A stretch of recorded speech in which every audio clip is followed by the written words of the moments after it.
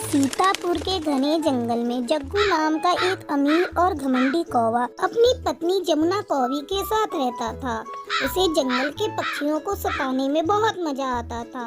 उसी जंगल में टूनी नाम की एक चिड़िया अपनी दो बेटियों के साथ रहती थी। एक दिन टूनी अपनी बेटियों से कहती है, टुनटुनी, तुम और चिंकी मेरे साथ चलो और जंगल से लकड़ियाँ चुनने में मेरी मदद करो। ठंड का मौसम आ चुका है और अभी तक हमने अपने घोंसले की मरम्मत भी नहीं की है। ठीक है माँ, हम लोग अभी आपके साथ चलते हैं। टूनी अपनी दोनों बेटियों के साथ लकड़ियाँ इकट्ठा करने के लिए जाती है। रास्ते में उसे गोलू कबूतर गर्मा गर्म दूध बेचता हुआ नजर आता है।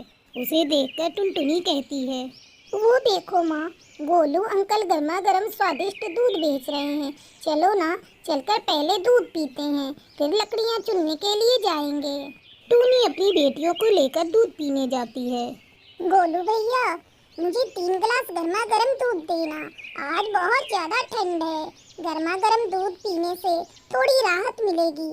जग्गू कौवा भी पहले से ही दूध पीने के लिए वहाँ आया हुआ था। अरे टूनी, तुम तो बहुत गरीब हो।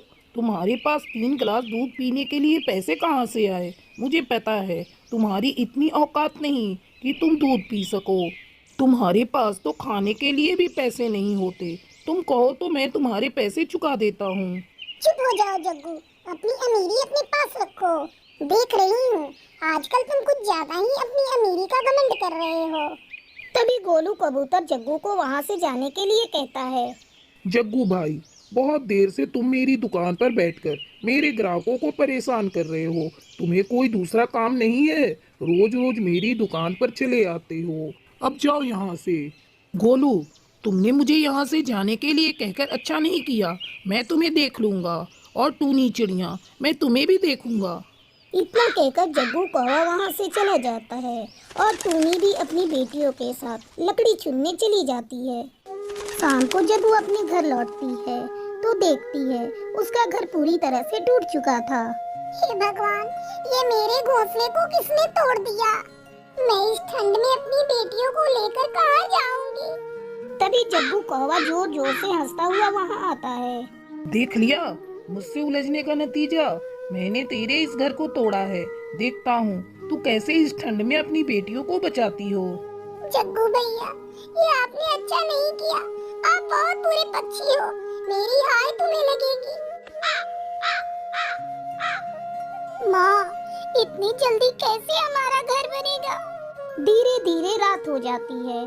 टूनी अपनी बेटियों के साथ ठंड में ठिठुर रही थी। उसे कुछ समझ में नहीं आ रहा था कि वो क्या करे।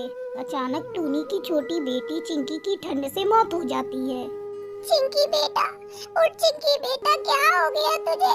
मैं कैसी अभागन माँ हूँ जो तुम लोगों की इस ठंड में सुरक्षा भी नहीं कर पाई। नहीं माँ, इसमें तुम्हारी कोई गलती नहीं। ये सब उस जग्गू कौवे के कारण हुआ है। मैं उसे जिंदा नहीं छोड़ूंगी। शांत हो जा मेरी बच्ची। मैंने चिंकी को तो खो दिया, अब तुझे खोना नहीं चाहती।